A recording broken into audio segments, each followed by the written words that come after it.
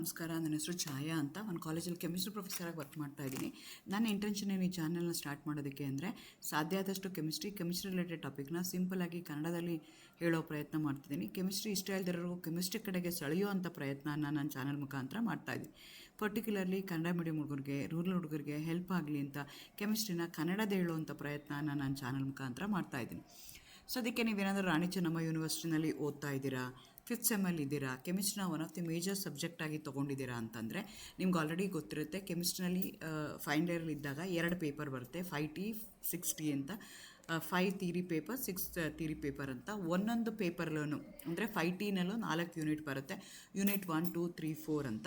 ಅದೇ ಥರ ಪೇಪರ್ 2ನಲ್ಲೂ ಅಥವಾ ಪೇಪರ್ 6ಅಲ್ಲೂ ನಿಮ್ಗೆ ಏನಾಗುತ್ತೆ ಅಂದರೆ 2 ಬರುತ್ತೆ, 4 ಯೂನಿಟ್ ಬರುತ್ತೆ, ಯೂನಿಟ್ 1, 2, 3, 4 ಅಂತ. ಸೊ ಈಗ ಪೇಪರ್ 5ಅಲ್ಲಿ ನಿಮಗೆ ಪೇಪರ್ 1ಅಲ್ಲಿ 2 ಯೂನಿಟ್ ಬರುತ್ತೆ. ಗ್ರಾವಿಮೆಟ್ರಿಕ್ ಅನಾಲಿಸಿಸ್ ಒಂದು, ಕೋಆರ್ಡಿನೇಷನ್ ಕಾಂಪೌಂಡ್ಸ್ ಒಂದು. ಕೋಆರ್ಡಿನೇಷನ್ ಕಾಂಪೌಂಡ್ಸು 10ನೇ ವಿಡಿಯೋ ನಾನು ಇವತ್ತು ಅಪ್ಲೋಡ್ ಮಾಡ್ತಾ ಇರೋವಂಥದ್ದು. ಇವತ್ತಿನ ವಿಡಿಯೋದಲ್ಲಿ factors affecting the stability of the metal complexes ಅದರದ್ದು ಡೀಟೇಲಾಗಿ ಡಿಸ್ಕಸ್ ಮಾಡೋಣ ಅಂತ ಅಂದ್ಕೊಳ್ತಾ ಇದ್ದೀನಿ. ಎಗೇನ್ ವೆಲ್ಕಮ್ ಟು ಛಾಯಾ. ನನ್ನ ಚಾನಲ್ನ ಸಬ್ಸ್ಕ್ರೈಬ್ ಮಾಡಿ, ಶೇರ್ ಮಾಡಿ, ಸಪೋರ್ಟ್ ಮಾಡಿ. ಹಾಗಾದರೆ ಸ್ಟೆಬಿಲಿಟಿ ಅಂದರೆ ಏನು? The term stability means that the complex exists under suitable condition and it is possible to store the complex for an appropriate time. So ಯಾವುದೋ ಒಂದು ಕಾಂಪ್ಲೆಕ್ಸ್ನ ಫಾರ್ಮ್ ಮಾಡ್ತೀವಿ, ಸ್ವಲ್ಪ ದಿನಗಳ ಕಾಲ ಅದನ್ನು ಏನೋ ಹಾಳಾಗಿ ಹೋಗ್ದಾಗೆ ನಾವು ಹಾಗೆ ಡಿಕಂಪೋಸ್ ಆಗದೇ ಇರೋ ಥರ, ಅದೇ ಥರ ನಾವು ಉಳಿಸ್ಕೊಂಡ್ರೆ ಅದರದ್ದು ಸ್ಟೇಬಲ್ ಸ್ಟೇಟಲ್ಲಿ ಇದ್ದರೆ ಆವಾಗ ನಾವು ಅದನ್ನು ಏನಂತ ಕರಿತೀವಿ? ಸ್ಟೆಬಿಲಿಟಿ ಅಂತ ಕರಿತೀವಿ. It is possible to store the complex for an appropriate time. So ಎಷ್ಟು ಹೊತ್ತು ಅದು ನೇಚರಲ್ಲಿ ಯಾವ ಫಾರ್ಮಲ್ಲಿ ನಾವು ಫಾರ್ಮ್ ಮಾಡಿರ್ತೀವಲ್ಲ ಅದೇ ಫಾರ್ಮಲ್ಲಿ ಉಳ್ಕೊಳ್ಳುತ್ತಲ್ಲ, ಇದಕ್ಕೆ ನಾವೇನಂತ ಕರಿತೀವಿ? ಸ್ಟೆಬಿಲಿಟಿ ಅಂತ ಕರಿತೀವಿ. ಸೊ 2 ಥರ ಸ್ಟೆಬಿಲಿಟಿ ನಾವು ಕನ್ಸಿಡರ್ ಮಾಡ್ಕೋಬೋದು. ಒಂದು ಥರ್ಮೋಡೈನಮಿಕ್ ಸ್ಟೆಬಿಲಿಟಿ ಅಂತ ಹೇಳ್ತೀವಿ, ಇನ್ನೊಂದಕ್ಕೆ ಕೈನೆಟಿಕ್ ಸ್ಟೆಬಿಲಿಟಿ ಅಂತ ಹೇಳ್ತೀವಿ. ಥರ್ಮೋಡೈನಮಿಕ್ ಸ್ಟೆಬಿಲಿಟಿ ಅಂತಂದರೆ ಏನು ಅಂದರೆ, it is a measure of extent of formation of the transformation of a complex under a given set of conditions at equilibrium. Refers how strongly ligand bind to the metal ion, the bond strength, equilibrium constant. So ಈಗ ನಿಮಗೆ ಗೊತ್ತಿದೆ complex formation ಹೇಗಾಗುತ್ತೆ. Ligand ಏನು ಮಾಡಬೇಕು? ಎಲೆಕ್ಟ್ರಾನ್ಸ್ನ ಕೊಡಬೇಕು towards the central metal atom. Central metal atom should have a vacant d orbital so that it can absorb, it can accept the electrons given by the ligand ಆಗಿರಬೇಕು. Ligand ಮತ್ತು metal ion ಅಥವಾ metal ಮಧ್ಯದಲ್ಲಿ ಏನಾಗಿರಬೇಕು? Strong ಆಗಿ ನಿಮ್ಗೆ ಏನಾಗಿರಬೇಕು? Overlapping ಇರಬೇಕು, strong bond formation ಆಗಿರಬೇಕು. ಅಂಥದಕ್ಕೆ ನಾವೇನಂತ ಕರಿತೀವಿ? ಥರ್ಮೋಡೈನಮಿಕಲಿ ಸ್ಟೇಬಲ್ ಅಂತ ಹೇಳ್ತೀವಿ. ಹೌದಾ binding takes place between the ligand and a metal ion, ಅದಕ್ಕೆ ನಾವೇನಂತ ಕರಿತೀವಿ? ಥರ್ಮೋಡೈನಮಿಕ್ ಸ್ಟೆಬಿಲಿಟಿ ಅಂತ ಹೇಳ್ತೀವಿ. ಫಾರ್ ಎಕ್ಸಾಂಪಲ್ FeCN6 3- ಇದೆ, ಇನ್ನೊಂದು FeH2O 3+ ಇದೆ ಅಂತ ಇಟ್ಕೊಳ್ಳೋಣ. ಸೊ ಒಂದು ಕೆಟಯಾನಿಕ್ ಕಾಂಪ್ಲೆಕ್ಸ್ ಆಗ್ತಿದೆ, ಇನ್ನೊಂದು ಅನಯಾನಿಕ್ ಕಾಂಪ್ಲೆಕ್ಸ್ ಆಗ್ತಿದೆ. ಆದರೆ CN- ಏನಿದೆಯಲ್ಲ ಸ್ಟ್ರಾಂಗ್ ಲಿಗ್ಯಾಂಡ್ ಇದೆ. ಹಾಗಾಗಿ ಏನಾಗುತ್ತೆ ಅಂತಂದರೆ ಆ ಬೈಂಡಿಂಗ್ ಏನಿದೆಯಲ್ಲ ಮೆಟಲ್ ಅಯಾನ್ ಜೊತೆಗೆ 2 ಕಡೆಗೂ ಐರನ್ನೇ ಇದೆ. ಆದರೆ ಒಂದು ಕಡೆಗೆ ಲಿಗ್ಯಾಂಡ್ ಏನು ಯೂಸ್ ಮಾಡ್ತಾ ಇದ್ದೀವಿ? CN ಯೂಸ್ ಮಾಡ್ತಾ ಇದ್ದೀವಿ. ಇನ್ನೊಂದು ಕಡೆಗೆ ಏನು ಮಾಡ್ತಾ ಇದ್ದೀವಿ? ವಾಟರ್ನ ಯೂಸ್ ಮಾಡ್ತಾ ಇದ್ದೀವಿ. CN ಏನಾಗಿದೆ? ಮೈನಸ್ ಸೈನ್ ಇದೆ. ಸೊ ಬೇಸಿಕ್ ನೇಚರ್ ಥರ ಕನ್ಸಿಡರ್ ಮಾಡ್ತೇವೆ. ವಾಟರ್ನ ಏನಂತ ಕನ್ಸಿಡರ್ ಮಾಡ್ತಾ ಇದ್ದೀವಿ? ನ್ಯೂಟ್ರಲ್ ಅಂತ ಕನ್ಸಿಡರ್ ಮಾಡ್ಕೊಳ್ತಾ ಇದ್ದೀವಿ. ಓವರ್ಲ್ಯಾಪಿಂಗ್ನ ನೀವು ಕನ್ಸಿಡರ್ ಮಾಡಿಕೊಂಡ್ರೆ CN- with metal ion with iron ಏನಾಗುತ್ತೆ? ಓವರ್ಲ್ಯಾಪಿಂಗು ಜಾಸ್ತಿ ಆಗುತ್ತೆ, ಮ್ಯಾಕ್ಸಿಮಮ್ ಆಗುತ್ತೆ compare to that of water which is neutral in nature. ಹಾಗಾಗಿ ಇವೆರಡರಲ್ಲೂ ಸ್ಟೆಬಿಲಿಟಿ ನೀವು ಕಂಪೇರ್ ಮಾಡೋದಾದರೆ Fe with CN as a ligand ಇರುವಂಥದ್ದು ಮೋರ್ ಸ್ಟೇಬಲ್ ಆಗಿದೆ than that with water which is having a neutral ligand. ಇದಕ್ಕೆ ನಾವೇನಂತ ಕರಿತೀವಿ? ಥರ್ಮೋಡೈನಮಿಕ್ ಸ್ಟೆಬಿಲಿಟಿ ಅಂತ ಹೇಳ್ತೀವಿ. ಅದೇ ಥರ 2ನೇ ಸ್ಟೆಬಿಲಿಟಿ ಇದೆ, ಅದಕ್ಕೆ ನಾವೇನಂತ ಕರಿತೀವಿ? ಕೈನೆಟಿಕ್ ಸ್ಟೆಬಿಲಿಟಿ ಅಂತ ಕರಿತೀವಿ. ಇದು ಯಾವುದ್ರ ಮೇಲೆ ಡಿಪೆಂಡ್ ಆಗುತ್ತೆ ಅಂತಂದರೆ how quickly your complex undergoes A ligand substitution, ಅದ್ರ ಮೇಲೆ ನಾವು ಕೈನೆಟಿಕ್ ಸ್ಟೆಬಿಲಿಟಿ ಹೇಳ್ತೀವಿ. ಈಗ ಒಂದು ಲಿಗ್ಯಾಂಡಿಂದ ನಾವು ಇನ್ನೊಂದು ಲಿಗ್ಯಾಂಡ್ಗೆ ರೀಪ್ಲೇಸ್ ಮಾಡಬೇಕು ಅಂತಂದರೆ, ರೀಪ್ಲೇಸ್ಮೆಂಟ್ ಆಗುತ್ತೆ ಅಂದರೆ ಎಷ್ಟು ಕ್ವಿಕ್ಕಾಗಿ ಆ ಲಿಗ್ಯಾಂಡ್ ಹೋಗಿ ಇನ್ನೊಂದು ಲಿಗ್ಯಾಂಡ್ ಬರುತ್ತೆ. No doubt that each ligand will going to contribute only 2 electron. ಅದು ಯಾವ ಥರ ಓವರ್ಲ್ಯಾಪಿಂಗ್ ಆಗುತ್ತೆ, ಯಾವ ಲಿಗ್ಯಾಂಡಿಂದ ಎಷ್ಟು ಫಾಸ್ಟಾಗಿ ಅದು substitution by the other ligand ಆಗುತ್ತೆ, ಅದಕ್ಕೆ ನಾವೇನಂತಾಗಿ ಕೈನೆಟಿಕ್ ಸ್ಟೆಬಿಲಿಟಿ ಅಂತ ಹೇಳ್ತೀವಿ. For example cobalt with ammonia as A ligand consider ಮಾಡಿಕೊಂಡ್ರೆ ವಿತ್ 6 ಲಿಗ್ಯಾಂಡ್ಸ್ ಇರುವಂಥದ್ದು ವಿತ್ 3+ ಇರುವಂಥದ್ದು ಕೈನೆಟಿಕಲಿ ಇನರ್ಟ್, ಸೊ ಸಬ್ಸ್ಟಿಟ್ಯೂಷನ್ ಆಗುತ್ತೆ. ವೈಲಾಸ್ ನಿಕಲ್ ವಿತ್ ವಾಟರ್ ಏನಿದೆಯಲ್ಲ ಅದು ಲಯಬಲ್, ಫಾಸ್ಟಾಗಿ ನಿಮ್ಗೆ ಏನಾಗುತ್ತೆ ಸಬ್ಸ್ಟಿಟ್ಯೂಷನ್ ಆಗುತ್ತೆ. ಹಾಗಾಗಿ ಯಾವುದು ಕೈನೆಟಿಕಲಿ ಇನರ್ಟ್ ಇರುತ್ತಲ್ಲ, ಸ್ಲೋ ಸಬ್ಸ್ಟಿಟ್ಯೂಷನ್ ಇರುತ್ತಲ್ಲ, ಅದಕ್ಕೆ ನಾವೇನಂತ ಕರಿತೀವಿ, ಕೈನೆಟಿಕ್ ಸ್ಟೇಬಲ್ ಮಾಲಿಕ್ಯೂಲ್ ಅಂತ ಕರಿತೀವಿ. ಹಾಗಾಗಿ ಕೊಬಾಲ್ಟ್ ವಿತ್ ಅಮೋನಿಯಾ ಏನಿದೆಯಲ್ಲ ಆಸ್ ಎನ್ ಎ ಲಿಗ್ಯಾಂಡ್, ಅದು ಮೋರ್ ಸ್ಟೇಬಲ್ ಆಗಿರುತ್ತೆ compare to that of water. ಅದೇ ಥರ ನಾವು ಕ್ವಾಲಿಟೇಟಿವ್ಲಿ ಮಾಡಬೇಕು ಅಂದರೆ ಅದಕ್ಕೊಂದು ಯೂನಿಟ್ನ ತೊಗೊಳ್ತೀವಿ. ಸ್ಟೆಬಿಲಿಟಿ ಕಾನ್ಸ್ಟೆಂಟ್ ಅಥವಾ ಇನ್ಸ್ಟೆಬಿಲಿಟಿ ಕಾನ್ಸ್ಟೆಂಟ್ ಅಂತ ನಾವು ವರ್ಡ್ ಯೂಸ್ ಮಾಡ್ತೀವಿ.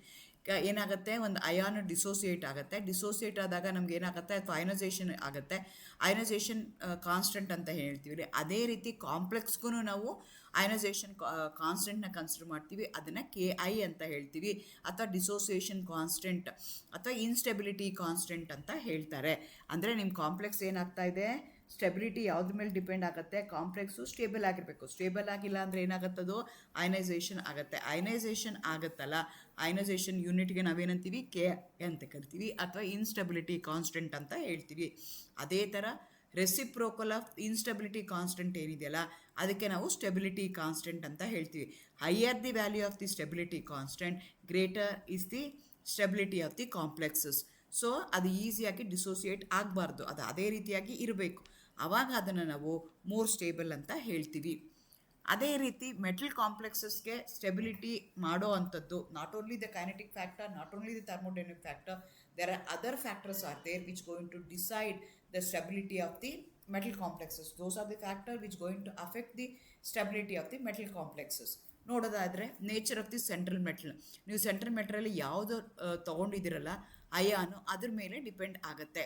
ಆ ಸೆಂಟ್ರಲ್ ಮೆಟಲ್ ಆಟಮ್ದು ಅಥವಾ ಮೆಟಲ್ ಅಯಾನ್ ಏನಿದೆಯಲ್ಲ ಅದರದ್ದು ಸೈಜ್ ಏನಿದೆ, ಅದರದ್ದು ಚಾರ್ಜ್ ಏನಿದೆ, ಅದರದ್ದು ಅಯನೈಸೇಷನ್ ಎನರ್ಜಿ ಇದೆ, whether it belongs to a soft acids or hard acids ಅಥವಾ class A class B metals ಅನ್ನೋದ್ರ ಮೇಲೆ ಡಿಪೆಂಡ್ ಆಗುತ್ತೆ. ಎರಡನೇದು nature of the coordinating group or a ligand, ಯಾವುದು ಎಲೆಕ್ಟ್ರಾನ್ಸ್ನ ಕೊಡ್ತಾ ಇದೆ. ಬಿಕಾಸ್ ನೀವು ಕಾಂಪ್ಲೆಕ್ಸ್ ಅಂದ ತಕ್ಷಣ ನನಗೆ ಏನೇನು ಬೇಕು, ಮೆಟ್ಲಯಾನ್ ಬೇಕು, ಲಿಗ್ಯಾಂಡ್ ಬೇಕು. ಲಿಗ್ಯಾಂಡ್ದು ನೇಚರ್ ಏನಿದೆ, ಅದರದ್ದು ಸೈಜ್ ಏನಿದೆ, ಅದರದ್ದು ಚಾರ್ಜ್ ಏನಿದೆ, ಅದರದ್ದು ಬೇಸಿಕ್ ಸ್ಟ್ರೆಂತ್ ಏನಿದೆ, ಲಿಗ್ಯಾಂಡ್ ಕಾನ್ಸಂಟ್ರೇಷನ್ ಎಷ್ಟು ತೊಗೊಳ್ತಾ ಇದ್ದೀವಿ, ಅದ್ರ ಮೇಲೂ ನಮ್ಮದು ಸ್ಟೆಬಿಲಿಟಿ ಡಿಪೆಂಡ್ ಆಗುತ್ತೆ. ಎರಡನೇದು ಮೆಟ್ಲಯಾನ್, ಅಗೇನ್ ಮೆಟಲ್ದು ಸೈಜ್ ಏನಿದೆ, ಅದು ಚಾರ್ಜ್ ಏನಿದೆ, ಅದರದ್ದು ಅಯನೈಸೇಷನ್ ಎನರ್ಜಿ ಏನು, because it has to lose electron. The metal neutral metal ಇರೋದೇನಾಗಬೇಕು, it has to lose electron, it has to get convert itself into a metal ion by losing the electron. ಅವಾಗ ಅದಕ್ಕೆ ionization energy play very important role. Soft metal ಇದೆಯಾ, hard metal ಇದೆಯಾ, ಅದನ್ನು ನನಗೆ important ಆಗುತ್ತೆ.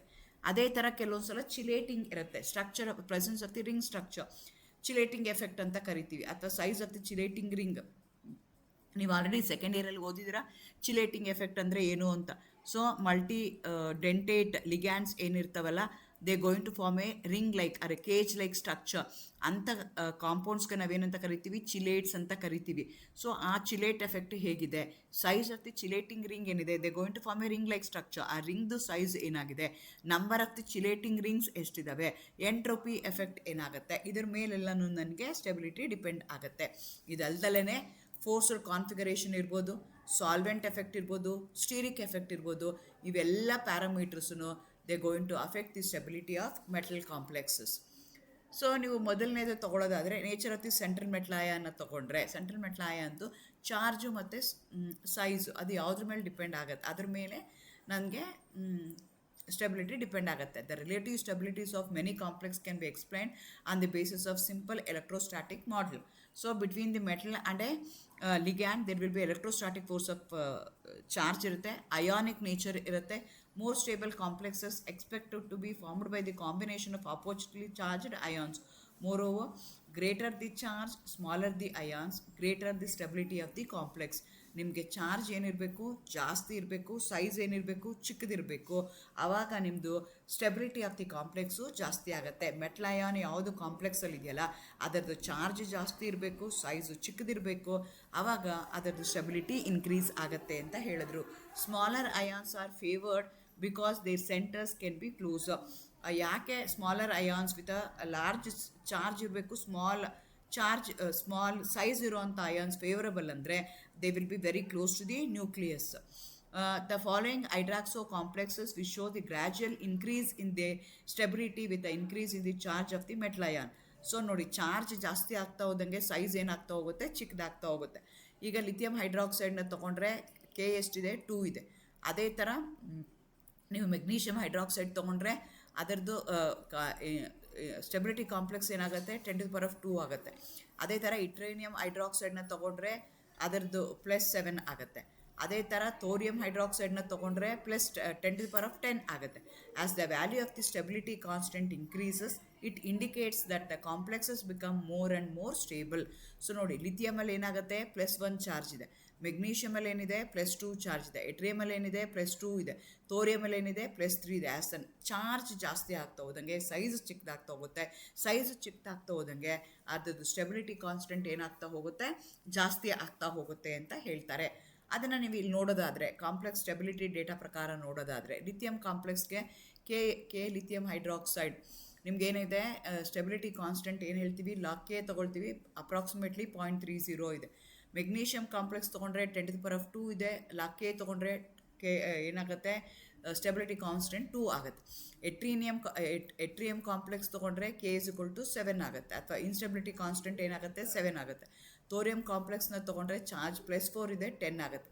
As the charge increase ಆಗ್ತಾ ಹೋದಂಗೆ size ಚಿಕ್ಕದಾಗತ್ತೆ. Size ಚಿಕ್ಕದಾಗ್ತಾ ಇದ್ದಂಗೆ ಫಾರ್ಮೇಷನ್ ಆಫ್ ದಿ ಕಾಂಪ್ಲೆಕ್ಸ್ ಏನಾಗ್ತಾ ಹೋಗುತ್ತೆ, ಈಸಿ ಆಗುತ್ತೆ, ಮೋರ್ ಸ್ಟೇಬಲ್ ಆಗುತ್ತೆ. ಸೊ ಸ್ಟೆಬಿಲಿಟಿ ಕಾನ್ಸ್ಟೆಂಟ್ ಲಾಕೇನ ನೀವು ವರ್ಸಸ್ ಮೆಟಲ್ ಅಯಾನ್ ಚಾರ್ಜ್ಗೆ ಹಾಕಿದಾಗ ಲಿಥಿಯಂ ಕಡಿಮೆ ಇರುತ್ತೆ, ಮೆಗ್ನೀಷಿಯಮ್ ಆಯಿತು, ಇಟ್ರೇನಿಯಮ್ ಆಯಿತು, ಥೋರಿಯಮ್ಗೆ ಎಲ್ಲದಕ್ಕಿಂತ ಮ್ಯಾಕ್ಸಿಮಮ್ ಇರುತ್ತೆ. ಸೊ ನಿಮಗೆ ಸ್ಟೆಬಿಲಿಟಿ ಆಫ್ ದಿ ಕಾಂಪ್ಲೆಕ್ಸ್ ಯಾವುದ್ರ ಮೇಲೆ ಡಿಪೆಂಡ್ ಆಗುತ್ತೆ, ಮೆಟಲ್ ಅಯಾನ್ ಮೇಲೆ ಡಿಪೆಂಡ್ ಆಗುತ್ತೆ. ಆ ಮೆಟಲ್ ಅಯಾನ್ ಏನಿರಬೇಕು, ಚಾರ್ಜ್ ಜಾಸ್ತಿ ಇರಬೇಕು, ಸೈಜು ಚಿಕ್ಕದಿರಬೇಕು, ಆವಾಗ ಸ್ಟೆಬಿಲಿಟಿ ಇನ್ಕ್ರೀಸ್ ಆಗುತ್ತೆ. ಎರಡನೇ ಪ್ಯಾರಾಮೀಟರು ಅಯನೈಸೇಷನ್ ಎನರ್ಜಿ ಅಂತ ಹೇಳ್ತೀವಿ. The electronegativity, covalent nature, ionic radii can also be related to ionization energy of an atom. So ನಿಮ್ಗೆ ಗೊತ್ತು, ionization energy ಅಂದರೆ it's energy required to remove an electron from an neutral gaseous atom. Neutral gaseous ಆಟಮಿಂದ ಎಲೆಕ್ಟ್ರಾನ್ಸ್ನ remove ಮಾಡೋದಕ್ಕೆ ಏನು energy ಬೇಕಾಗುತ್ತಲ್ಲ, ಆ ಎನರ್ಜಿಗೆ ನಾವೇನಂತ ಕರಿತೀವಿ, ಅಯನೈಸೇಷನ್ ಎನರ್ಜಿ ಅಂತ ಕರಿತೀವಿ. The stability constant of the metal complexes with a ligand increases the ionisation energies of the metal species. Ionization energy ಜಾಸ್ತಿ ಆಗ್ತಾ ಇದೆ ಅಂತಂದರೆ ಅವಾಗ ಏನಾಗ್ತಿದೆ, ರಿಮೂವಲ್ ಆಫ್ ದಿ ಎಲೆಕ್ಟ್ರಾನ್ ಏನಾಗ್ತಾ ಇದೆ, ಡಿಫಿಕಲ್ಟ್ ಆಗ್ತಿದೆ. Ionization energy is the energy required to remove an electron from a neutral gaseous atom. Ionization energy ಜಾಸ್ತಿ ಆಯಿತು ಅಂತಂದರೆ ಸೈಜ್ ಏನಾಗಿರುತ್ತೆ, ಚಿಕ್ಕದಾಗಿರುತ್ತೆ. ಸೈಜ್ ಚಿಕ್ಕದಾಯಿತು ಅಂತಂದರೆ ಟು ರಿಮೂವ್ ದಿ ಎಲೆಕ್ಟ್ರಾನ್ ಏನಾಗುತ್ತೆ, more amount of energy you have to spend. So ಹಾಗಾಗಿ stability constant of the metal complexes with a ligand increases with the ionization energy of the metallic species. Ionization energy ಜಾಸ್ತಿ ಆದಂಗೆ ನಿಮಗೆ ಏನಾಗ್ತಾ ಹೋಗುತ್ತೆ, size ಚಿಕ್ಕದಾಗತ್ತೆ, charge ಜಾಸ್ತಿ ಆಗುತ್ತೆ. Size ಚಿಕ್ಕದಾಗಿದ್ದಾಗ you have to spend more amount of energy because that is closely related to nucleus. Electrostatic force of attraction strong ಆಗಿರುತ್ತೆ. Therefore you have to spend more amount of energy. ಹಾಗಾಗಿ ionization energy ಜಾಸ್ತಿ ಇರೋವಂಥ metal ಅಯಾನ್ಸ್ಗಳಿಗೆ stable ಕಾಂಪ್ಲೆಕ್ಸಸ್ನ form ಮಾಡ್ತವೆ. ಅದೇ ರೀತಿ the ions with a high polarizability gives a complexes with a higher stability constant, and also ion with a high electronegativity gives a stable complexes. So central metal ಆಟಮ್ಗೆ ಏನೇನು conditions ಇರಬೇಕು, small size ಇರಬೇಕು, large charge ಇರಬೇಕು, next ಏನಾಗಿರಬೇಕು, ionization energy ಜಾಸ್ತಿ ಇರಬೇಕು. ಆವಾಗ they going to form the stable complexes. ಅದೇ ರೀತಿ we are going to classify the metals into soft metals, hard acid, soft acid ಅಂತ ಕನ್ಸಿಡರ್ ಮಾಡ್ತೀವಿ. Class A metals, class B metals ಅಂತ consider ಮಾಡ್ತೀವಿ. More electropositive metals like sodium, calcium, lanthanides, titanium, Fe ಇದನ್ನೆಲ್ಲ ನಾವು class A metals ಅಂತ ಕರಿತೀವಿ. Less electropositive metals like platinum, palladium, mercury, lead ಇದನ್ನೆಲ್ಲ ನಾವೇನಂತ ಕರಿತೀವಿ, ಕ್ಲಾಸ್ ಬಿ ಮೆಟಲ್ಸ್ ಅಂತ ಕರಿತೀವಿ. Class B metals form a more stable complexes with a ligand having a more electronegative ಅಥವಾ electron donor atom like a NOF. ಈಗ ನಮ್ಗೆ ಏನಾಗ್ತಿದೆ, ನಾನು ಮುಂಚೆನೇ ಹೇಳಿದೆ, according to valence bond theory the bond between the ligand and a metal is purely ionic ಅಂತ ಹೇಳ್ತಾರೆ. So ಹಾಗಾಗಿ ಮೆಟಲ್ ಏನು ಮಾಡಬೇಕು, ಅದು ಸ್ಮಾಲ್ ಸೈಜ್ ಇರಬೇಕು, ಲಾರ್ಜ್ ಚಾರ್ಜ್ ಇರಬೇಕು, ಜೊತೆಗೆ ಏನಾಗಿರಬೇಕು, ಅಯನೈಸೇಷನ್ ಎನರ್ಜಿ ಇರಬೇಕು ಮೆಟಲ್ಗೆ. ಅದು ಏನಾದರೂ ಲಿಗ್ಯಾಂಡ್ ಜೊತೆಗೆ ಸೇರ್ಕೊಳ್ತಾ ಇದೆ ಅಂದರೆ ಮೆಟಲ್ ಯಾವಾಗೂ ಏನು ಮಾಡುತ್ತೆ ಅಂತಂದರೆ they going to make a complex with a highly electronegative. ಇದು ಪಾಸಿಟಿವ್ ಇತ್ತು ಅಂದರೆ ಇದು ನೆಗೆಟಿವ್ ಇರಬೇಕು, ಪ್ಯೂರ್ಲಿ ಅಯಾನಿಕ್ ಇರೋದಕ್ಕೋಸ್ಕರ. ಕ್ಲಾಸ್ ಎ ಮೆಟಲ್ಸ್ ಏನು ಮಾಡ್ತವೆ, they going to form the bond between the more electronegative donor atom because they are highly electropositive in nature. Versus class B ತೊಗೊಂಡ್ರೆ they are less electropositive. ಹಾಗಾಗಿ ಏನಾಗುತ್ತೆ, they prefer less electronegative ligands ಅದ್ರ ಜೊತೆಗೆ combine ಆಗೋಕ್ಕೆ. The stability of the class A metal complexes is attributed to a ionic bond. ಇದು ionic bonding ಮೇಲೆ, purely ionic bonding ಮೇಲೆ ಹೇಳ್ತಾರೆ. ವೆರಾಸ್ ದ ಕ್ಲಾಸ್ ಬಿ ಮೆಟಲ್ ನಾವು ಕನ್ಸಿಡರ್ ಮಾಡ್ಕೊಳ್ಳೋದಾದರೆ ಕೋವಲೆಂಟ್ ಮೆಟಲ್ ಬಾಂಡಿಂಗ್ ಇರುತ್ತೆ ಅದರಲ್ಲಿ ಅಂತ ನಾವು ಕನ್ಸಿಡರ್ ಮಾಡ್ಕೋಬೋದು. ಸೊ ನಿಮ್ಮದು ಮೆಟಲ್ ಅಯಾನ್ ಯಾವುದು ಕಾಂಪ್ಲೆಕ್ಸಲ್ಲಿ ಇದೆಯಲ್ಲ ಅದು ಏನಾಗಿರಬೇಕು ಅಂತಂದರೆ ಅದರದ್ದು ಕ್ಯಾರೆಕ್ಟರಿಸ್ಟಿಕ್ಸ್ ಯಾವುದಿದ್ದಾಗ ಸ್ಟೆಬಿಲಿಟಿ ಜಾಸ್ತಿ ಆಗುತ್ತೆ ಅಂತಂದರೆ ಸೈಜು ಚಿಕ್ಕದಿರಬೇಕು, ಚಾರ್ಜ್ ಜಾಸ್ತಿ ಇರಬೇಕು, ಅಯನೈಸೇಷನ್ ಎನರ್ಜಿ ಜಾಸ್ತಿ ಇರಬೇಕು, ಪೋಲರೈಸಬಿಲಿಟಿ ಜಾಸ್ತಿ ಇರಬೇಕು. ಮೋರ್ ಓವರ್ ಹೈಲಿ ಎಲೆಕ್ಟ್ರೋಪಾಸಿಟಿವ್ ಮೆಟಲ್ಗಳಿದ್ದಾಗ ಅವು ಆವಾಗ ಆ ಕಾಂಪ್ಲೆಕ್ಸಸ್ಸು ಮೋರ್ ಸ್ಟೇಬಲ್ ಆಗಿರುತ್ತೆ ಅಂತ ನಾವು ಕನ್ಸಿಡರ್ ಮಾಡ್ಕೋಬೋದು. ಅದೇ ಥರ ಈಗ nature of the coordinating group ಅಥವಾ ಲಿಗ್ಯಾಂಡ್ ತೊಗೊಳ್ಳೋಣ ಏನಾಗುತ್ತೆ ಅಂತ. ಸೊ ಅದರ ಮೇಲೂ ಲಿಗ್ಯಾಂಡ್ ಮೇಲೆ, ಬಿಕಾಸ್ ಎರಡೂ ಇಂಪಾರ್ಟೆಂಟ್, ಒಂದು ಕೊಡ್ತಾ ಇದೆ ಒಂದು ತೊಗೊಳ್ತಾ ಇದೆ. ಸೊ ಹಾಗಾಗಿ ನಾವೀಗ ಯಾವುದು ತೊಗೊಳ್ತಾ ಇತ್ತಲ್ಲ ಅದ್ರ ಬಗ್ಗೆ ಮಾತಾಡ್ತೀವಿ. ಈಗ ಯಾವುದು ಕೊಡುತ್ತಲ್ಲ which going to donate the electrons ಅದ್ರ ಬಗ್ಗೆ ಮಾತಾಡೋಣ. ಆವಾಗ ಸೈಜ್ ಆ್ಯಂಡ್ ಚಾರ್ಜ್ ಅಂತ ನಾವು ಕನ್ಸಿಡರ್ ಮಾಡ್ಕೋಬೋದು. Ligand with a less charge, large size are less stable and form a less stable coordination compounds. Ligand with a less charge, charge ಕಡಿಮೆ ಇರಬೇಕು, size ದೊಡ್ಡದಿದೆ, less charge, large size are less stable. So ಲಿಗ್ಯಾಂಡ್ಗೂ ಏನಾಗಿರಬೇಕು, ಅವು small size ಇರಬೇಕು ಮತ್ತಿಗೆ charge ಕಡಿಮೆ ಇರಬೇಕು. ಅಂಥವು ಮಾತ್ರ ಕೋಆರ್ಡಿನೇಟ್ ಕೋವಲೆಂಟ್ ಬಾಂಡ್ನ ಫಾರ್ಮ್ ಮಾಡ್ತವೆ, ಅಂಥವು ಮಾತ್ರ ಸ್ಟೇಬಲ್ ಕಾಂಪ್ಲೆಕ್ಸಸ್ನ ಫಾರ್ಮ್ ಮಾಡ್ತವೆ. Large size less stable, less charge more stable, small size more charge ಇದ್ದರೆ ಮೋರ್ ಸ್ಟೇಬಲ್ ಆಗುತ್ತೆ. ಸೊ ಹೇಗೆ ನಿಮಗೆ ಮೆಟಲ್ಗೆ ಸ್ಮಾಲ್ ಸೈಜು ಮೋರ್ ಚಾರ್ಜ್ ಇರಬೇಕಲ್ಲ, ಅದೇ ಥರ ಲಿಗ್ಯಾಂಡ್ಸ್ಗೂ ಸ್ಮಾಲ್ ಸೈಜ್ ಇರಬೇಕು, ಮೋರ್ ಚಾರ್ಜ್ ಇದ್ದಾಗ they going to form the stable complexes. ಎರಡನೇದು ಬೇಸಿಕ್ ಸ್ಟ್ರೆಂತ್ ಅಂತ ಇನ್ನೊಂದು ಬರುತ್ತೆ. ಸೊ ನೀವು ಲಿಗ್ಯಾಂಡ್ನ ಕನ್ಸಿಡರ್ ಮಾಡಿದಾಗ ಲಿಗ್ಯಾಂಡ್ಸ್ಗೆ ನಾವು ಸ್ಟ್ರಾಂಗ್ ಲಿಗ್ಯಾಂಡ್ಸು, ವೀಕ್ ಲಿಗ್ಯಾಂಡ್ಸ್ ಅಂತ ಹೇಳ್ತೀವಿ. ಸೊ ಹಾಗಾಗಿ ಸ್ಟ್ರಾಂಗ್ ಲಿಗ್ಯಾಂಡ್ಸ್ ಅಂತ ನಾವು ಯಾವುದನ್ನು ಕನ್ಸಿಡರ್ ಮಾಡ್ತೀವಲ್ಲ ಅದರಲ್ಲಿ ಜನರಲಿ ಬೇಸಿಕ್ ಇರ್ತವೆ. Aromatic diamines form a unstable coordination compounds, whereas aliphatic diamines form a stable coordination compounds. ಈ ಆರೋಮ್ಯಾಟಿಕ್ ಡೈಅಮೈನ್ಸಲ್ಲಿ ಏನಾಗುತ್ತೆ ಅಂದರೆ lone pair of electrons are not free, it will be involved in aromaticity. Whereas ಆಲಿಫ್ಯಾಟಿಕಲ್ಲಿ ಏನಾಗುತ್ತೆ, lone pair of electrons ಇರುತ್ತೆ, basic strength of the nitrogen ಏನಾಗಿರುತ್ತೆ ಜಾಸ್ತಿ ಇರುತ್ತೆ. ಹಾಗಾಗಿ ಆ ಬೇಸಿಕ್ ಕ್ಯಾರೆಕ್ಟರ್ ಇರುವಂಥ ಲಿಗ್ಯಾಂಡ್ಗಳು ಏನಾದರೂ ಇತ್ತು ಅಂದರೆ they going to form the stable complexes. Ligand like ammonia ಆಗಿರ್ಬೋದು, ಸೈನೈಡ್ ಆಗಿರ್ಬೋದು, they have more basic character, that means they can form more stable compounds. ಅದೇ ಥರ ಲಿಗ್ಯಾಂಡ್ ಕಾನ್ಸಂಟ್ರೇಷನ್ ನಾವು ಕನ್ಸಿಡರ್ ಮಾಡೋದಾದರೆ, ಲಿಗ್ಯಾಂಡ್ ಅಂದರೆ ಗೊತ್ತು ನಮಗೆ, those are the species which have a capacity to donate a lone pair of electron. ಅದರದ್ದು concentration ಜಾಸ್ತಿ ಇತ್ತು ಅಂತಂದಾಗ ಅವಾಗ ಏನು ಮಾಡ್ತವೆ, that also leads to a formation of stable complexes ಅಂತ ಹೇಳ್ತಾ ಇದ್ದಾರೆ. Some coordination complexes exist in aqueous solution only in presence of higher concentration of the coordination groups. In some cases aqueous molecules show greater coordinating tendency than the coordinating group which is originally present. So concentration ಮೇಲೂ depend ಆಗುತ್ತೆ, ನಾವು ಯಾವ solvent ತೊಗೊಂಡಿದ್ದೀವಿ ಅದ್ರ ಮೇಲೂ depend ಆಗುತ್ತೆ. For example, in the presence of highly concentrated solution of SCN, that is thiocyanate ion, cobalt complexes ಏನಿರ್ತಾವಲ್ಲ they are going to form the stable blue colour coordination complex. But on dilution, ಅದಕ್ಕೆ ವಾಟರ್ನ add ಮಾಡ್ತಾ ಹೋದಂಗೆ ನಿಮ್ಮದು ligand ಏನಾಗ್ತಾ ಹೋಗುತ್ತೆ, replace ಆಗುತ್ತೆ, substitute ಆಗುತ್ತೆ by water. Aqua complexes formation ಆಗುತ್ತೆ. ಅಕ್ವಾ ಕಾಂಪ್ಲೆಕ್ಸಸ್ ಯಾವ ಕಲರ್ ಇರುತ್ತೆ, ಪಿಂಕ್ ಇನ್ ಕಲರ್ ಇರುತ್ತೆ. ವೆರಾಸ್ ಥಯೋಸೈನೈಡ್ ಕಾಂಪ್ಲೆಕ್ಸಸ್ ವಿತ್ ಅ ಕೋಬಾಲ್ಟ್ ಅದು ಯಾವ ಕಲರ್ ಇರುತ್ತೆ, ಬ್ಲೂ ಇರುತ್ತೆ. The colour change indicates that there is a competition between water and SCN minus ligand to form the complex with a cobalt 2 ion. So ಹಾಗಾಗಿ ligand concentration ನಮಗೆ important ಆಗುತ್ತೆ in order to decide. So ಈಗ ನಿಮಗೆ ಲಿಗ್ಯಾಂಡ್ಗೆ ಏನೇನು ಇರಬೇಕು, ligand size ಕಡಿಮೆ ಇರಬೇಕು, charge ಜಾಸ್ತಿ ಇರಬೇಕು, ಬೇಸಿಕ್ ನೇಚರ್ ಇರಬೇಕು, ಕಾನ್ಸಂಟ್ರೇಷನ್ ಜಾಸ್ತಿ ಇರಬೇಕು. ಆವಾಗ ಏನು ಮಾಡುತ್ತೆ ಅಂತಂದರೆ it going to form the stable complexes. Metal ಏನೇನಾಗಿರಬೇಕು, ಸೈಜು ಚಿಕ್ಕದಿರಬೇಕು, ಚಾರ್ಜು ಜಾಸ್ತಿ ಇರಬೇಕು. ನೆಕ್ಸ್ಟು ಏನಿರಬೇಕು, ಅದಕ್ಕೆ ಹೈ ಅಯನೈಸೇಷನ್ ಎನರ್ಜಿ ಇರಬೇಕು. ಲಿಗ್ಯಾಂಡ್ಗೆ ಏನಿರಬೇಕು, ಸೈಜು ಚಿಕ್ಕದಿರಬೇಕು, ಚಾರ್ಜ್ ಜಾಸ್ತಿ ಇರಬೇಕು, ಜೊತೆಗೆ they should have basic character. ಅದಲ್ದಲೇ another parameter which going to decide the stability of the complexes ಯಾವುದು ಅಂದರೆ ಚಿಲೇಟಿಂಗ್ ಎಫೆಕ್ಟ್. ನಿಮಗೆ ಗೊತ್ತು, chelates are more stable complexes compared to that of the complexes which going to make with a unidentate bidentate ಆ ಥರ ಇರುವಂಥದ್ದು. Chelating effect ಅಂದ್ರೇನು, ನಿಮ್ಮ ligand is a polydentate ligand. It has a capacity to donate a pair of electron from a single molecule by different atoms. Thereby they going to form a cage like ring like structure. ಅಂಥದಕ್ಕೆ ನಾವೇನಂತ ಕರಿತೀವಿ, chelating agent ಅಂತ ಕರಿತೀವಿ ಅಥವಾ ಚಿಲೇಟ್ಸ್ ಅಂತ ಕರಿತೀವಿ. So ಚಿಲೇಟ್ಸ್ ಏನಾದರೂ ಇತ್ತು ಅಂದರೆ they going to form the strong coordination ಅಥವಾ ಸ್ಟೇಬಲ್ ಕೋಆರ್ಡಿನೇಷನ್ ಕಾಂಪೌಂಡ್ಸ್ ಫಾರ್ಮೇಷನ್ ಆಗುತ್ತೆ.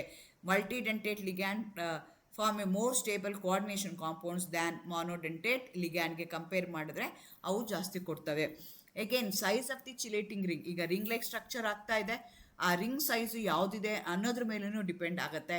5 ಮೆಂಬರ್ಡ್, 6 ಮೆಂಬರ್ಡ್, 7 ಮೆಂಬರ್ಡ್ ಇದೆಯಾ ಅಥವಾ 4 ಮೆಂಬರ್ಡ್ ಇದೆಯಾ, ಆ ಬೇಸಿಸ್ ಮೇಲೂ ಏನಾಗುತ್ತಾ ಹೋಗುತ್ತೆ, ನಿಮಗೆ ಸ್ಟೆಬಿಲಿಟಿ ಆಫ್ ದಿ ಕಾಂಪ್ಲೆಕ್ಸು ಇರುತ್ತೆ. ಸ್ಟೆಬಿಲಿಟಿ ಆಫ್ ದಿ ಕಾಂಪ್ಲೆಕ್ಸ್ ಅಂದ್ರೇನು, it should not dissociate, it going to remain like that only. ಅದಕ್ಕೆ ನಾವೇನಂತ ಕರಿತೀವಿ, ಸ್ಟೆಬಿಲಿಟಿ ಅಂತ ಹೇಳ್ತೀವಿ. Stability of the chelate depends on the size of the chelating ring.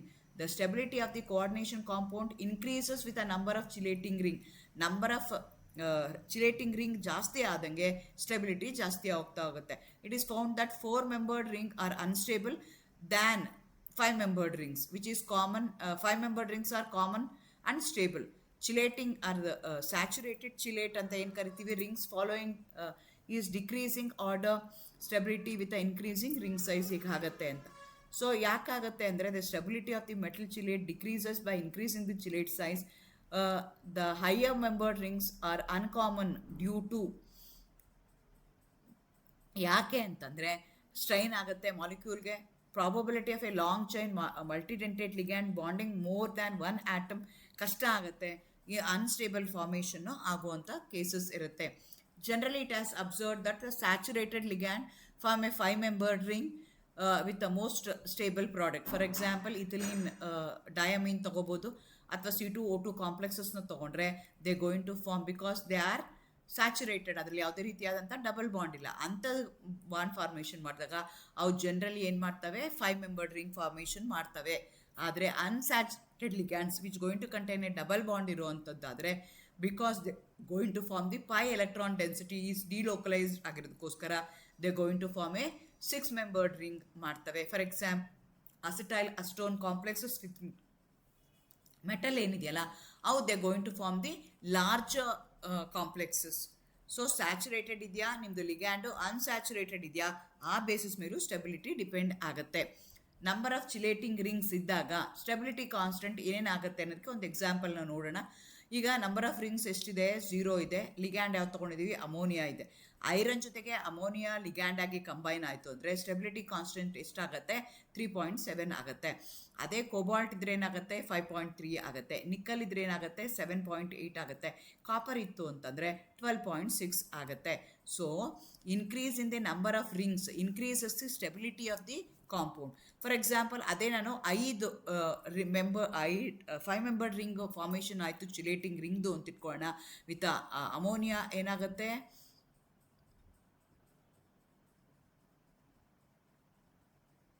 11.2 ಆಗುತ್ತೆ.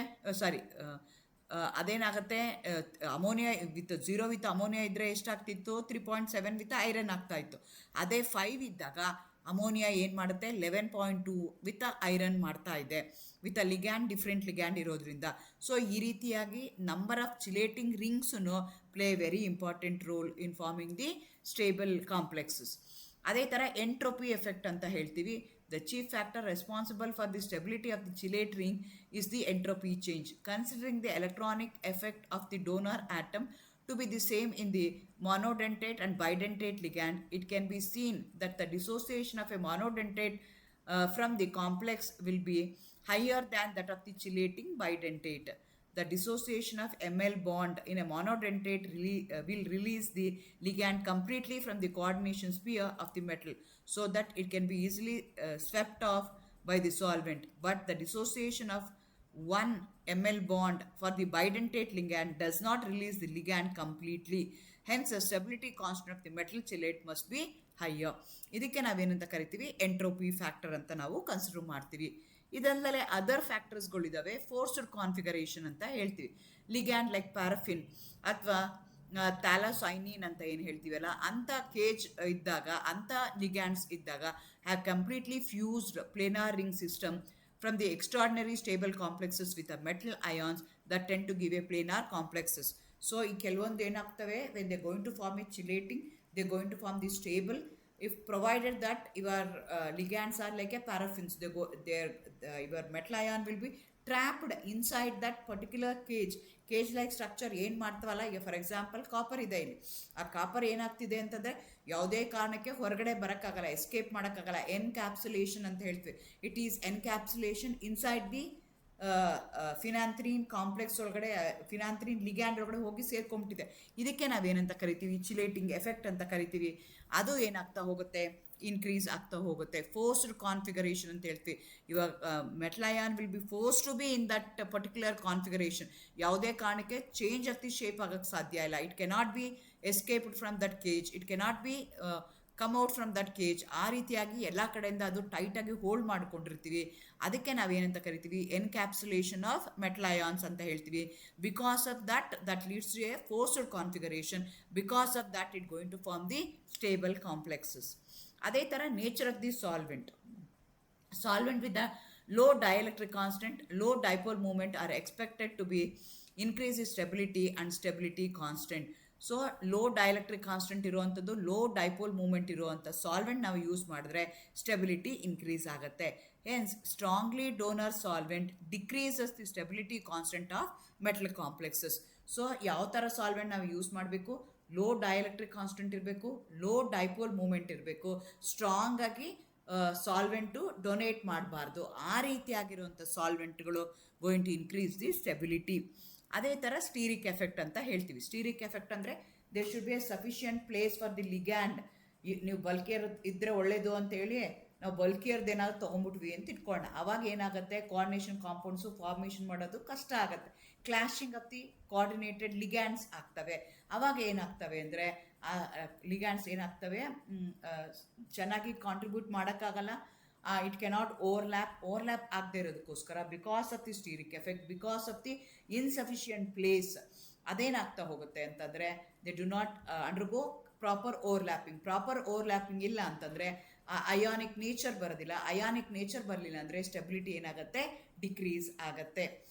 So ಅದನ್ನು important ನೀವು ಇಲ್ಲಿ ಕನ್ಸಿಡರ್ ಮಾಡ್ಕೋಬೇಕು. Due to the steric effect in nickel 2 complexes with 2-methyl-8-hydroxyquinoline are less stable than the complexes with 8-hydroxyquinoline because of the steric hindrance caused by the methyl group adjacent to the site of coordination. So ನಿಮಗೆ 2-methyl-8-hydroxyquinone less stable ಆಗುತ್ತೆ because of the methyl group present at the second carbon atom. ಅದನ್ನೇ ನಾನು 8-hydroxyquinoline ಜೊತೆಗೆ ಮಾಡಿದಾಗ ಈಸಿಯಾಗಿ ಆಗುತ್ತೆ, ಅಲ್ಲಿ stearic entrance ಇರೋದಿಲ್ಲ. ಹಾಗಾಗಿ ನಿಕ್ಕಲ್ ಜೊತೆಗೆ 8-hydroxyquinoline ಏನು ಮಾಡುತ್ತೆ, ಸ್ಟೇಬಲ್ ಕಾಂಪ್ಲೆಕ್ಸ್ನ ಫಾರ್ಮೇಷನ್ ಮಾಡುತ್ತೆ, rather than with 2-methyl-8-hydroxyquinoline compare ಮಾಡಿದ್ರೆ. Similarly complexes of ethylene diamine are more stable than its tetramethyl derivatives. So ethylene diamine ಅಂತಂದರೆ ಸಿಂಪಲ್ ಆಗಿದೆ, ಅದಕ್ಕೆ ಯಾವುದೇ ರೀತಿಯಾದಂಥ ಇದಿಲ್ಲ. ಆದರೆ ಟೆಟ್ರಾಮೀಥೈಲ್ ಅಂದರೆ 4 ಮೀಥೈಲ್ ಗ್ರೂಪ್ ಬರ್ತಾ ಇದ್ದಾವೆ, ಹಾಗಾಗಿ ಸ್ಟೀರಿಕ್ ಎಫೆಕ್ಟು ಜಾಸ್ತಿ ಆಗುತ್ತೆ. ಸ್ಟೀರಿಕ್ ಎಫೆಕ್ಟ್ ಇತ್ತು ಅಂದರೆ ಸ್ಟೆಬಿಲಿಟಿ ಏನಾಗುತ್ತೆ, ಡಿಕ್ರೀಸ್ ಆಗುತ್ತೆ. ಈ ರೀತಿಯಾಗಿ ಸ್ಟೆಬಿಲಿಟಿ ಆಫ್ ದಿ ಕಾಂಪ್ಲೆಕ್ಸಸ್ಸು ಯಾವ್ಯಾವ್ದ್ರ ಮೇಲೆ ಡಿಪೆಂಡ್ ಆಗುತ್ತೆ, ತೊಗೊಂಡಿರೋವಂಥ ಮೆಟಲ್ ಯಾವುದಿದೆ, ಮೆಟಲ್ ಅಯಾನ್ ಯಾವುದಿದೆ ಅದ್ರ ಮೇಲೆ ಡಿಪೆಂಡ್ ಆಗುತ್ತೆ, ಲಿಗ್ಯಾಂಡ್ ಯಾವುದಿದೆ ಅದ್ರ ಮೇಲೆ ಡಿಪೆಂಡ್ ಆಗುತ್ತೆ, ಥರ್ಮೋಡೈನಿಕ್ ಫ್ಯಾಕ್ಟರ್ ಮೇಲೆ ಡಿಪೆಂಡ್ ಆಗುತ್ತೆ, ಕೈನೆಟಿಕ್ ಫ್ಯಾಕ್ಟರ್ ಮೇಲೆ ಡಿಪೆಂಡ್ ಆಗುತ್ತೆ, ಸಾಲ್ವೆಂಟ್ ಯಾವ್ದು ಯೂಸ್ ಮಾಡಿದ್ದೀವಿ ಡಿಪೆಂಡ್ ಆಗುತ್ತೆ. ಅದೇ ಥರ ಸ್ಟೀರಿಕ್ ಎಫೆಕ್ಟು ಮ್ಯಾಟ್ರ್ ಆಗುತ್ತೆ. ಈ ರೀತಿಯಾಗಿ ಎಲ್ಲನೂ ಕನ್ಸಿಡರ್ ಮಾಡಿಕೊಂಡು ನಾವು ಹೇಳಬೇಕಾಗತ್ತೆ. ಪ್ಯೂರ್ಲಿ ನೀವು ಕನ್ಸಿಡರ್ ಮಾಡಬೇಕು ಅಂದರೆ ಮೆಟಲ್ಲು ಮತ್ತು ಲಿಗ್ಯಾಂಡ್ಸ್ನ ಕನ್ಸಿಡರ್ ಮಾಡೋದಾದರೆ ಮೆಟಲ್ಸ್ಗೆ ಏನಾಗಿರಬೇಕು, ಸ್ಮಾಲ್ ಸೈಜ್ ಇರಬೇಕು, ಲಾರ್ಜ್ ಚಾರ್ಜ್ ಇರಬೇಕು, ಲಾರ್ಜ್ ಅಯನೈಸೇಷನ್ ಎನರ್ಜಿ ಇರಬೇಕು. ಅದೇ ಥರ ಲಿಗ್ಯಾಂಡ್ಗೆ ಸೈಜು ಚಿಕ್ಕದಿರಬೇಕು, ಚಾರ್ಜ್ ದೊಡ್ಡದಿರಬೇಕು, ಜೊತೆಗೆ ಬೇಸಿಕ್ ನೇಚರ್ ಇರಬೇಕು. ಆವಾಗ ಅವು ಕಂಬೈನ್ ಆಗ್ತವೆ. ಅದೇ ಥರ ಸಾಲ್ವೆಂಟ್ನ ಕನ್ಸಿಡರ್ ಮಾಡಿದ್ರೆ ಡೈಎಲೆಕ್ಟ್ರಿಕ್ ಲೋ ಡೈಪೋಲ್ ಮೂಮೆಂಟ್ ಇರುವಂಥ ಸಾಲ್ವೆಂಟ್ಗಳ ಸ್ಟೆಬಿಲಿಟಿನ ಇನ್ಕ್ರೀಸ್ ಮಾಡ್ತವೆ. ಸ್ಟೀರಿಕ್ ಇಂಡರೆನ್ಸ್ ಇಲ್ಲದೆ ಇರೋ ಅಂಥ ಲಿಗ್ಯಾಂಡ್ಸ್ ಏನು ಮಾಡ್ತವೆ, ಸ್ಟೆಬಿಲಿಟಿನ ಇನ್ಕ್ರೀಸ್ ಮಾಡ್ತವೆ. ಈ ರೀತಿಯಾಗಿ these are the parameters which going to decide the stability of the metal complexes. Thank you, all the best, good luck. ಯಾವುದೇ ರೀತಿಯಾದಂಥ ಡೌಟ್ಸ್ ಇದ್ದರೆ ಕಾಮೆಂಟ್ ಮಾಡಿ ಕೇಳಿ, ಶೇರ್ ಮಾಡಿ, ಸಪೋರ್ಟ್ ಮಾಡಿ. Thank you, all the best.